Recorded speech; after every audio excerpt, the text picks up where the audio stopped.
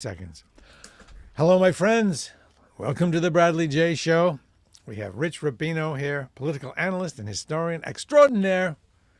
And tonight we're going to talk about the House Speakership and what's going on with that. And Kevin McCarthy, and we'll talk a little about the position historically.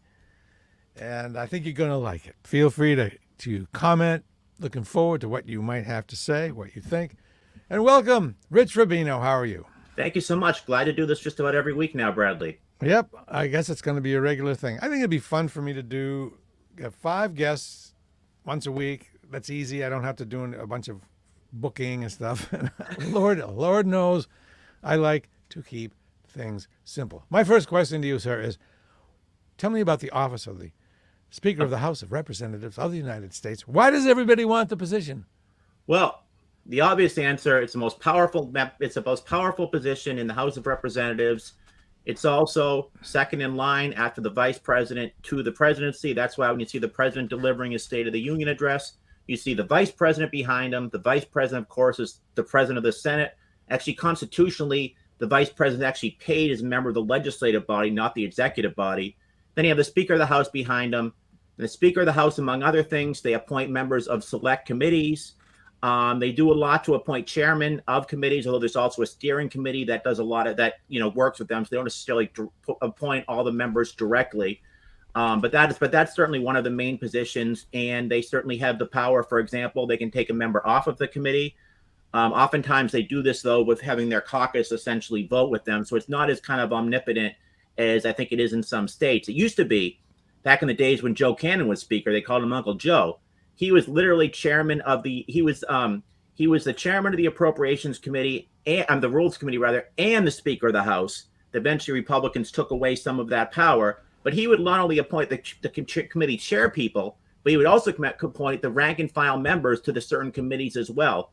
So it's certainly the most powerful position in the House of Representatives, and it's one of the most powerful positions in the government. And beyond that, for your district, if you're in the leadership position, it's very hard for a president to say no to any sort of appropriation that's going to your state, respectively, or going to your district, because the president wants not so much your vote, because the speaker only votes in the case of a tie usually, but they certainly want the speaker to be in favor, whether it's a budget resolution or any form of legislation. And oftentimes you see scenarios where speakers of the House of opposite parties working with the president, Newt Gingrich and Bill Clinton, for example. Actually, when Newt Gingrich was minority whip before he became Speaker, he worked with Bill Clinton on getting NAFTA through. Then when the Republicans took over the House of Representatives in 1995, he worked with Bill Clinton and Bob Dole, kind of an unholy alliance, and they got welfare reform passed, for example. And then a balanced budget agreement was passed in 1997. Sometimes the relationship between the Speaker of the House and the president is actually very cordial. Personally, Gerald Ford and Tip O'Neill used to go golfing. Tip O'Neill, one time when Gerald Ford became president, Tip O'Neill looked at him. He was actually the majority leader at the time, but he became Speaker of the House shortly thereafter. He said, "This is really interesting." He said, "Right now we're going to be playing golf." And he said, "In a couple of months, I'm going to be going all over the country saying what an awful president you were. And you are. And that's what he did. He went all over the country saying he's the worst president, but he's worse than Herbert Hoover and Warren G. Harding combined." So every member, I think, they didn't hate each other. That's the thing. It was strictly business. They both got it, but now it's different. Back then, they put country first, and now you put party first. There's always. I mean, I don't want to sound too Pollyannish. There's always been a political element. Self-preservation sometimes is the first rule of human nature, and oftentimes speakers and presidents have put their own political political ambitions above that of the country, and just like it happens in state level, and it happens all over the world, really. But it certainly is an interesting position. And here's another thing I think fascinating about the Speaker of the House in America versus if you look at the way they cover parliamentary elections. You see an election in Britain, the next day the story is Tony Blair is elected prime minister. Well, in Britain, they have two houses, the House of Lords and the House of Commons. Tony Blair represented 1 out of 650 constituencies, so the only in the lower house. So accordingly, the only people who actually voted for Tony Blair, the only place he actually won was a small constituency of Sedgefield, but they're reported here like it's a presidential election. Now here, when the speaker is up, the speaker is only up in one of 435 voting districts. Theoretically, it could also be in a territory, but they're only up in one district. And the next day, the story is not this person was elected. The next day, the story is usually the Republicans took over the House. It's not necessarily this person won the election. But then, of course, just like in Britain, eventually the caucuses come together and they choose their respective leaders. I do have to point out, it takes a special person to want to be speaker, a person who thrives on confrontation. I myself am, very anti-confrontational, and especially as the pandemic happened, you get isolated. I don't think I can deal with any confrontation at all.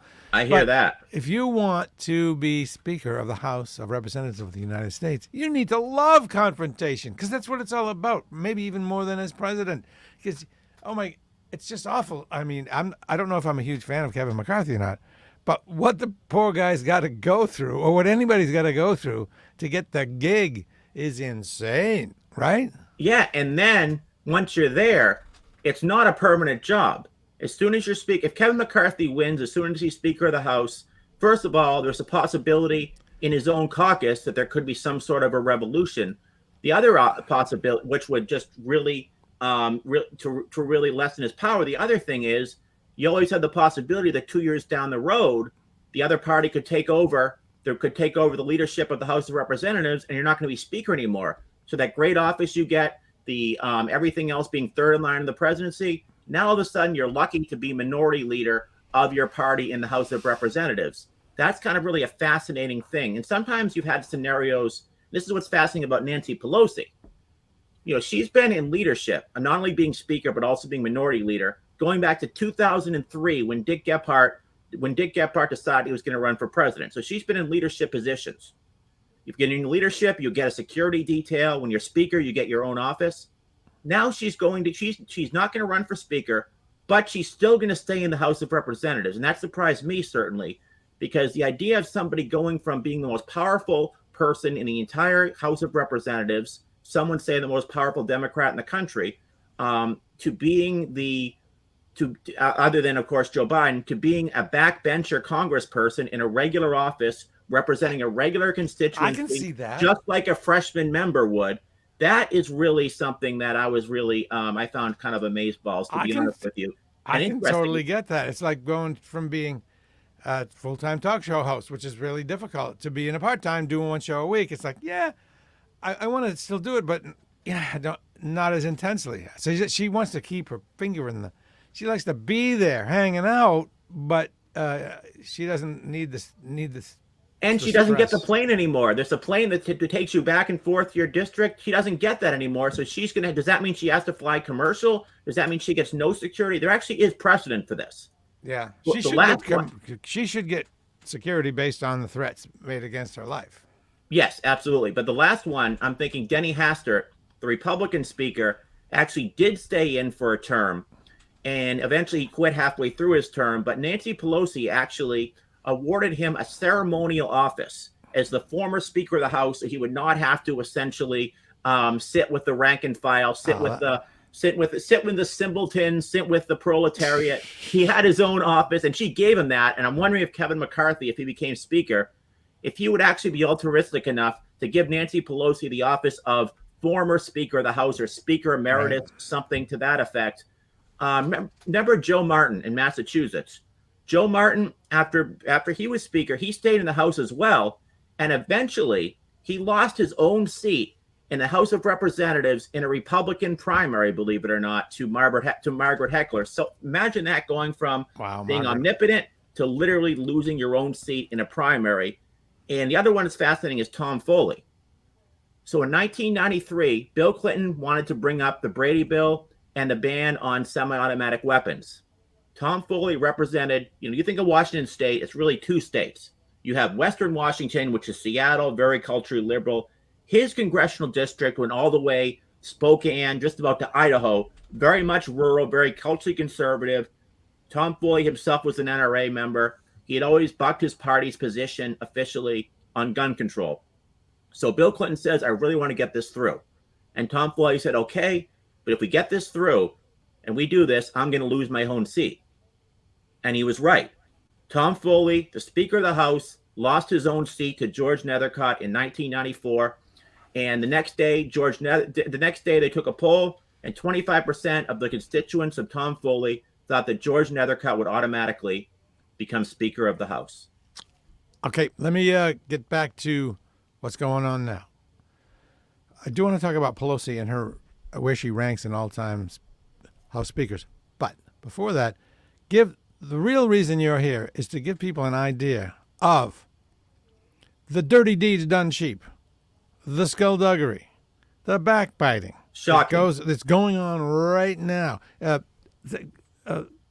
For example, one of the caucuses is floating this idea that they want to be able to hold a sort of vote of no confidence anytime to remove the speaker, which is not the case now. There's all kinds of things going on there. Can you give us some insight as to how brutal it is in the pit?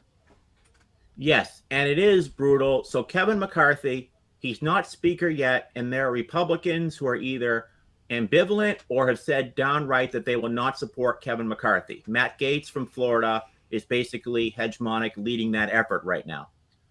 So essentially what Kevin McCarthy, he needs, let's assume there's one vacancy right now, he needs an outright majority in the House of Representatives to become the next Speaker of the House, however you get that. So 434 members say you need 217 votes and to become Speaker of the House. And the vast majority of Republicans are going to essentially vote for that person as Speaker of the House. Basically, just so you know how it happens, and the caucuses get together, and the caucuses essentially choose their candidate for Speaker of the House. So the Democrats are going to get together, and they're almost unanimously going to support Congressman Jeffries of New York, and that's going to be their Speaker candidate. The Republicans are going to get together, and they're probably going to say, the majority is going to say, we support Kevin McCarthy. So what happens is they call the roll and they yell at, and they say, Mr. Lynch, how do you vote? And then Mr. Lynch will yell, Jeffries. And then they say, then they say to a Republican something to that effect. They say, Mr. Jones, who do you vote for? Then he yells out McCarthy. So if enough people, though, do not yell out McCarthy, they yell out someone like Annie Briggs, his opponent from Arizona, and he doesn't get the 218 votes, there is no Speaker of the House, and it goes to a second, a third, and a fourth ballot. Right. The record was like 138 ballots over 2 months, right? Yes. And yes. So that was actually Massachusetts actually has more Speakers of the House in American history than pretty much any other state. That was Nathaniel Banks you're talking about. Nathaniel Banks was actually a member of the Know Nothing Party.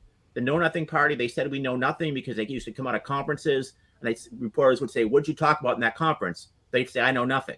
And they actually held the governorship, the entire state legislature, and almost the entire congressional delegation of Massachusetts in around 1854, 1856. That was their heyday. Then they dissipated. Basically, they were an anti-immigrant party.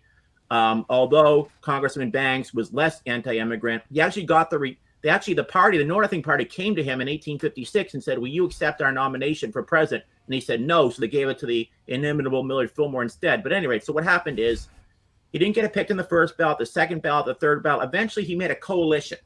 At the time. You had the Democratic Party, which was the major party. You had the Free Soil Party, the Know Nothings, and the Republicans. The Republicans were essentially an inchoate, burgeoning party. They formed an alliance with these other parties, and eventually, after 2 months, Congressman Banks became Speaker of the House. He only served for one term, but that was certainly the most contested. There have been other examples too, and actually the last time this happened where it was not chosen the first vote was 100 years ago, believe it or not, 100 years ago, and that was somebody else from, guess where? Massachusetts. That was the incorrigible Frederick Gillette from Massachusetts. He was a conservative. Okay, at the time you had Calvin Coolidge, eventually vice president. He would become president later that year. Henry Cabot Lodge, the Senate Majority Leader from Massachusetts, and former chair of the Foreign Relations Committee. Basically, Massachusetts had the entire country sewn up at that time. But there was a split asunder in the Republican Party. There were conservatives and progressives. Many of the progressives, by the way, went on in 1924, did not support Calvin Coolidge for a full presidential term. They supported Fighting Bob LaFollette, the Progressive Party candidate, instead. So Gillette had to make a deal. and he made a deal with the moderates that he would essentially give them more power. In turn, they would vote for Frederick Gillette, and Frederick Gillette ended up winning his last term in the House of Representatives, as Speaker of the House, because he made that deal. And Kevin McCarthy, what he's doing is very similar to what Frederick Gillette doing, only his issue, he's not going to the left. He's dealing with Republicans on the right to try to do anything he possibly can to propitiate their votes. So what can he give them? Well, there are a couple of possibilities. One of them is they want to guarantee that the budget will be balanced. And of course, you need a constitutional amendment to do that. So theoretically, would he promise to bring a vote before the constitutional amendment? That seems like easy because almost every Republican supports that. Another would be disallowing earmarks, which is essentially congressional authorized spending for projects in members' districts. Another is actually the opportunity to vacate the chair. Right, that's what I was talking about, yeah. Mark Meadows used this against John Boehner in 2015, and eventually Boehner resigned. The speakership and his seat midterm. And essentially what that says is if essentially any member can make a motion to have a new speaker at any time, so Kevin McCarthy is always on the hot seat. Does he want to give that up? No. Will he do it for potentially the only way he can become speaker and save face? Maybe. Wow. So how does Nancy Pelosi rank in the pantheon of speakers? Well, okay. So I'm going to try to make this legislatively rather than anything from kind of an ideological standpoint, because obviously in this time of ideological Manichaeism, I get that. So legislatively, I would say Sam Rayburn, in terms of what he did in terms of many civil rights, some working with President Eisenhower, being the longest speaker, is certainly right up there as one of the greatest speakers of all time. Whatever you think of Newt Gingrich, for Newt Gingrich, it was more getting his party into power than actually what he did when the party was in power, in part because this 4 years he was Speaker of the House, Bill Clinton was president, so that took away any power he actually had to get much done in terms of getting legislation actually passed. But that being said, he did get pretty much his entire contract with America, except for term limits, passed through the House of Representatives and to the Senate many times. And then for the most part, most of those legislation was vetoed by the president. Exceptions, very small measures, the Congressional Accountability Act, the line item veto, which the president supported over against his own party. Eventually, the court ruled that it was constitutionally impermissible. So some kind of minor issues, minor things he actually did get through. And he worked with Bill Clinton on welfare reform, Kennedy-Kassebaum, and some legislation. I think Speaker Joe Cannon from Illinois, they call him Uncle Joe, was probably the most omnipotent one because he was literally appointing every single member. But eventually, and this is what's interesting, the entire Democratic Party joined with about 25 Republicans who were dissident liberal Republicans, and they essentially voted to strip him of certain powers that he had. So they stripped him of certain powers he had, and eventually he lost a lot of those powers, and eventually he actually stayed in the House of Representatives as well, the way Nancy Pelosi and Denny Hastert did, respectively. But he was probably the most powerful. Obviously, this is arbitrary, and the reason I say Pelosi, Sam Rayburn, Joe Cannon, in part is they were just in there for a long period of time. I mean, that's really what it is. And some speakers are, and their effectiveness. So it's longevity and effectiveness, really. But when like with John Boehner, he had Barack Obama for the other party. It's very hard to get legislation passed. So maybe you'll get it passed through the House of Representatives, maybe even the United States Senate. But if the president vetoes it and you can't override his veto, I mean, you're pretty much, for the most part, you're useless. And I'll say also, Joe Martin and certainly Tip O'Neill, other Massachusetts legends, I guess you could say, were also known as some of the most notable speakers of the House. But in the case of Tip O'Neill, when he was speaker, he was dealing with Ronald Reagan. He was dealing with George H.W. Bush. So obviously you had a kind of, you had essentially a matchup between Democrats and Republicans, and Ronald Reagan's vetoing what's getting through. So what about at the state level? Keeping it local here to Massachusetts, that's kind of where we're based. No, it's actually where we're based. Talk about Tom Finneran. Oh, yeah, that's fascinating. This is the worst nightmare for conservatives, probably the worst nightmare for Kevin McCarthy. So essentially, this is how Tom Finneran got elected Speaker of the House. So Richie Hoke, he was the majority leader. This was after his predecessor, Charles Flaherty, resigned midterm. There was a scandal involving him. So he was supposed to get the votes to become Speaker of the House. So what Tom Finneran did, Tom Finneran was a kind of a conservative Democrat, represented very urban district around Mattapan, some parts of Milton. He went to the Republicans. So what happens, and basically the same thing happens in Massachusetts as happens nationally. They have a vote, and all Democrats are going to usually will vote for their candidate. Republicans will vote for their candidate. So Tom Finneran goes to the Republicans and say, don't waste your vote. He says, I have some votes to the Democratic caucus, not enough. He says, I'm right now trailing. So why don't you, so I'm more conservative than this guy is. I'm your best bet. Why, instead of voting for the Republican leader, and you know the Republican leader is going to get 30 votes and that's it, why don't you vote for me for Speaker? So the Republicans came together with a minority of Democrats for the Speaker vote, and instead of voting for a Republican, they voted for Tom Finneran because he was more conservative than his opponent, and Tom Finneran becomes Speaker of the House with Republican votes. So how does this apply nationally? Theoretically, let's say Kevin McCarthy doesn't have the votes. So let's say a moderate Republican, let's say Don Bacon, for example, from Nebraska. Let's say somebody puts his name up. Let's say Jared Golden, a conservative Democrat from Maine, puts up his name as a Speaker candidate. Don Bacon says, look, I'm not your favorite candidate, but I'm less conservative, certainly, than Kevin McCarthy, and I'm part of the governing coalition or the Main Street Coalition, and I'm going to work with Democrats. So he goes to every Democrat, and every Democrat, he says, look, you know you're Democrat. You know Congressman Jeffries is a wasted vote because he's not going to get 218 votes because not a solitary Republican is going to vote for him. So why don't you vote for me? And let's say all 211 Democrats vote for him. Then he gets 15 Republicans. He's Speaker of the House. The same thing could happen theoretically.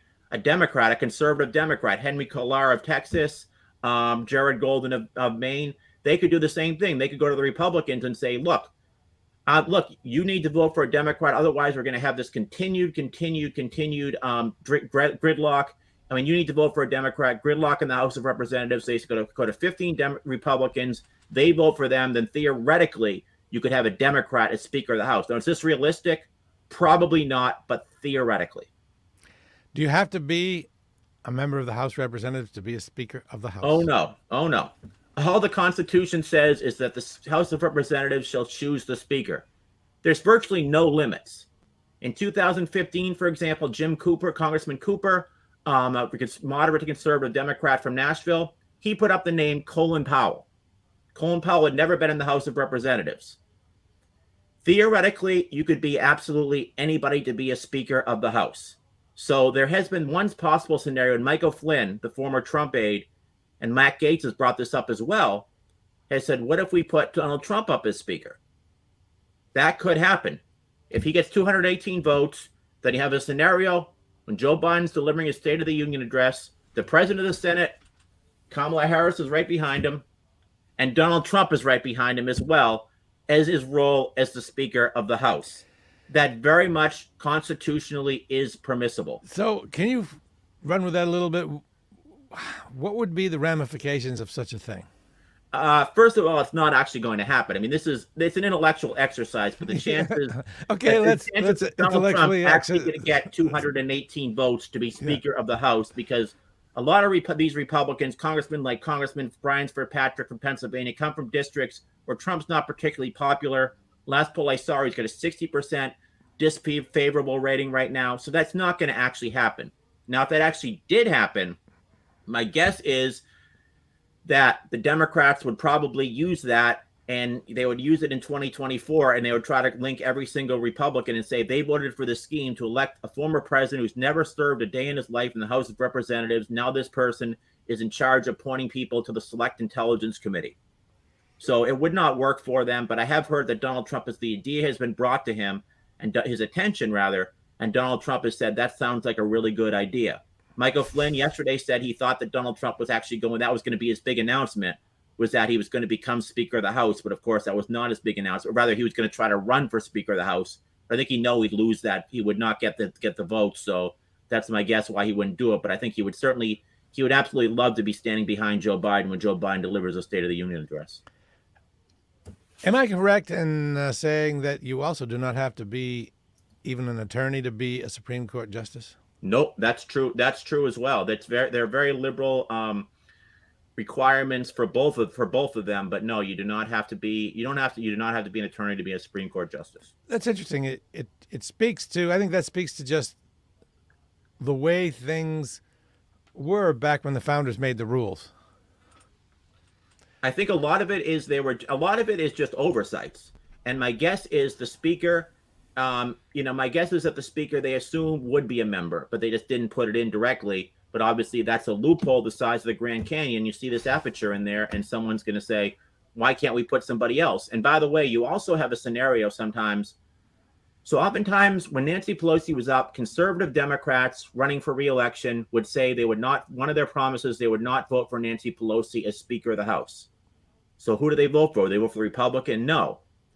Sometimes Gene Taylor from Biloxi, Mississippi, a district that went 69% for George W. Bush, he would vote for Jack Murtha from Pennsylvania. So they'd yell, everyone else yelling Pelosi, one Democrat's yelling for Murtha. Then Katrina happens. And in Katrina happens, Nancy Pelosi goes down to Biloxi, Mississippi, makes all sorts of promises to Gene Taylor. So Gene Taylor in return says, I'm now going to vote for Nancy Pelosi as Speaker of the House. So what happens? Despite his conservative voting record, now Republican Steve Pizzulo has an issue. You voted for a San Francisco liberal as Speaker of the House. So accordingly, Gene Taylor runs for re-election next time around. Gene Taylor loses his re-election bid solely because of that moment. And the other example, Chet Edwards from Texas. He represented Waco, Texas, a district that went 70% for George W. Bush in 2004, while also re-electing. Now, this does not happen. Mary Peralta from Alaska is a Democrat, just got elected, beating Sarah Palin. She represents a district, actually at large in Alaska, that was about 10 points, a 10-point Trump district, meaning Trump won it by 10 points. No Democrat represents a district where Donald Trump won by more. But this is a district when 70% for Bush, and Gene Taylor survived that time around. In 2008, Barack Obama is looking for a running mate, and he's looking at Chet Edwards. And Nancy Pelosi says, I think Chet Edwards would be a great vice presidential candidate for Barack Obama.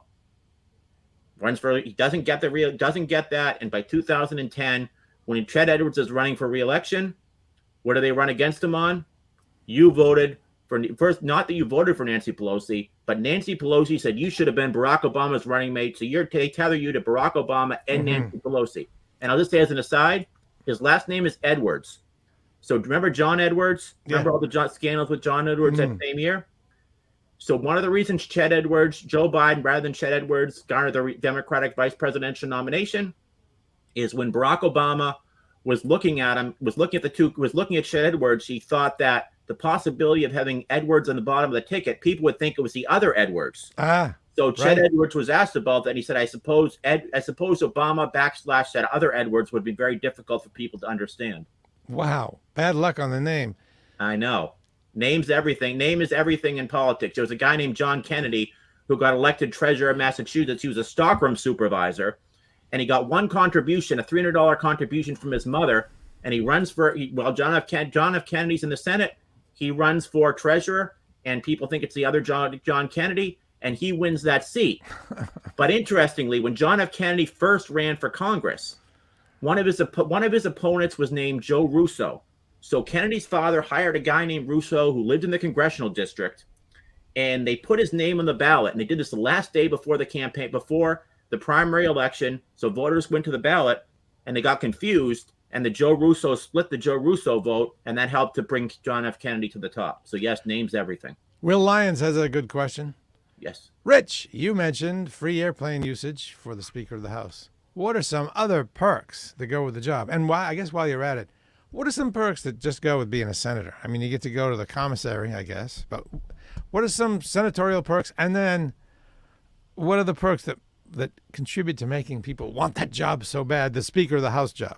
Well, one thing you get is representational allowances, meaning that essentially you get airplane fees, for example, going back to where your district is, and you get a certain amount of money that you can spend on rent essentially when you're living in the Washington D.C. area. So you're not necessarily spending you're not necessarily, some members, by the way, live in their own offices, but you're not necessarily spending money looking for big houses around Virginia, but a lot of them essentially do. If they do that, to their own peril because it hurts them in their own state. I mean, Josh Hawley has a house in Virginia, and Rex Santorum had one, and it really hurt them in Missouri and Pennsylvania, respectively. Essentially, what do you get? One of the things you certainly get a security detail. You get a lot better office. I mean, a lot better office. You get essentially, you're in every meeting. When the president meets with the leadership, you saw this recently. We're talking about the railroad strike. It was Joe Biden, Chuck Schumer, Nancy Pelosi, Mitch McConnell, and Kevin McCarthy, and no one else is in the meeting. So essentially, the leaders of the meeting are the leaders of both, the leaders of the party of the bipartisan leadership are meeting with the president of the United States, and the president of the United States is essentially briefing them on just about everything.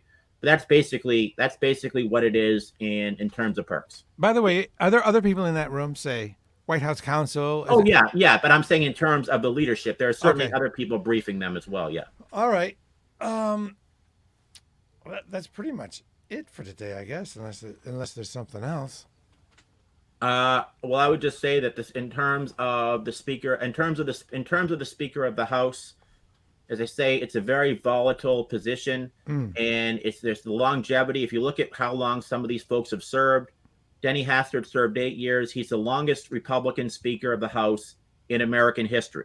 Newt Gingrich, for all the fame that he has, Newt Gingrich was only in there essentially for 4 years. He led the revolution in 1994, brought the party into power, House of Representatives, first time in 40 years.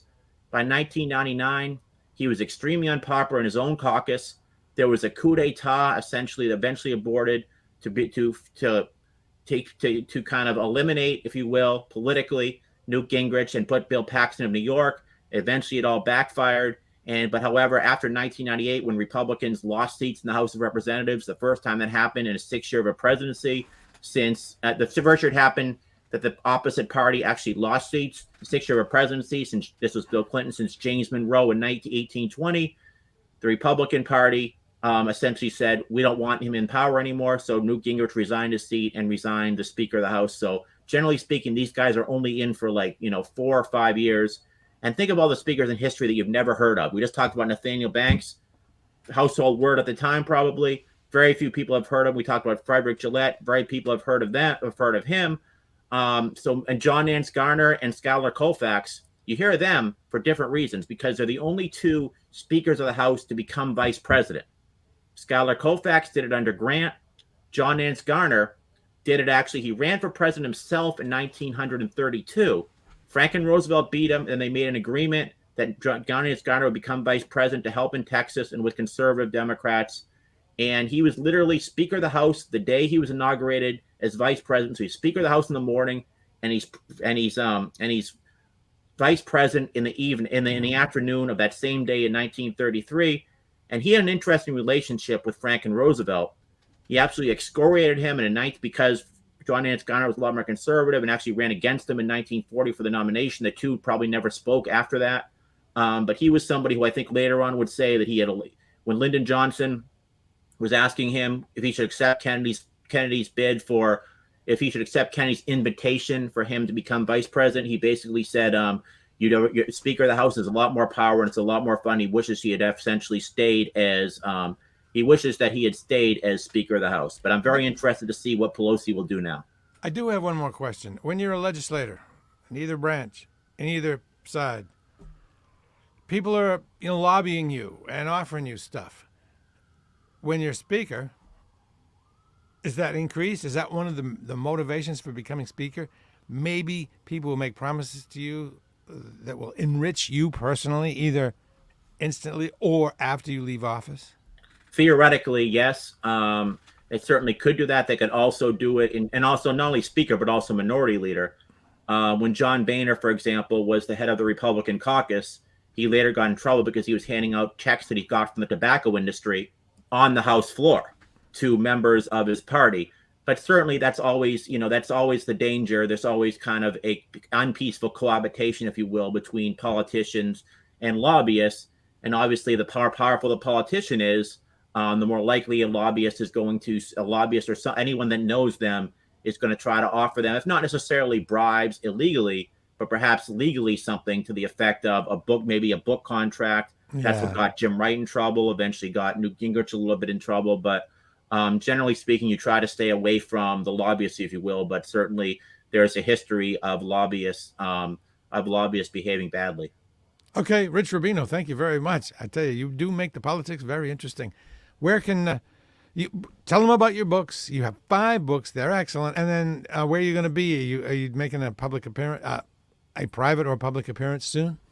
No, nothing this coming week. But my last book was The Great American Political Trivia Challenge, political trivia on steroids, which would be a pristine, really monumental, life-changing holiday gift for you. It's about 512 pages of political trivia, all interesting trivia, hopefully. So that's my last book, but certainly you can find me if you just Google Rich Rubino or go to Facebook and type in, certainly friend me on there, or go to Twitter on Rich Rubino, POL, or Instagram, Rich Rubino MHD, or anywhere like that. And you can see some of the interviews I've been doing these past few weeks. I'd like to welcome a couple of people some new people, I believe. John G. Ray, he gave us this nice comment. And Jeff Berlin, a longtime colleague of me who... Oh, awesome. You know Jeff Berlin? He's been a voice guy for a gazillion radio stations and TV commercials that you know. He actually started out, I think he started out his radio career at WAAF, but he's still out there, and he was with us today, so that's cool. Thank you, Jeff Berlin. Thank you, guys. Thank you both, and thank you, John G. Ray, as well. Before I go, I want to urge you to subscribe to my YouTube channels. It's free. Subscribe. In this case, it's free. There's a travel channel, and there's this Bradley J. Show channel. Some people are watching this now on the Bradley J. Show channel. And also, no, I guess that's it. I don't want to plug too many things. So that'll do it for today. Thank you so much, Rich Rubino. Let's do it again next week. In the interim, we'll figure out what we're going to talk about. Same bad time, same speaker place. Okay, and oh yes, I forgot to urge you all to share this to your town and city groups. If you live in Brockton, whatever, share this to your town or city group. It makes a difference. And if you belong to any political group, share. That's huge. We do this for free, and the reward really is the shares and the subscriptions. So thanks. And the betterment of mankind. And the betterment of humankind. Thank you. Of humankind, right. So thanks a lot. We'll talk to you all soon. Bye, Rich. Thank you, guys. Thank you so much.